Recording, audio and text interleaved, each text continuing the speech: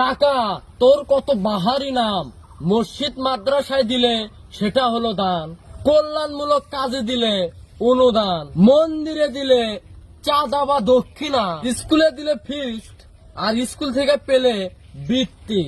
সেই টাকায় জামাইকে দিলে পণ, স্ত্রীকে দিলে দেনমোহর, তালাক দিলে খরপোশ, টাকা কাউকে দিলে ধার, আর ব্যাংক থেকে নিলে ঋণ, আদালতে দিলে জরিমানা, আর সরকারকে দিলে কর, অবসরে নিলে পেনশন, আর অপহরণে নিলে মুক্তিপণ, হোটেল বয়কে দিলে টিপস, আর কর্মচারীকে দিলে বেতন।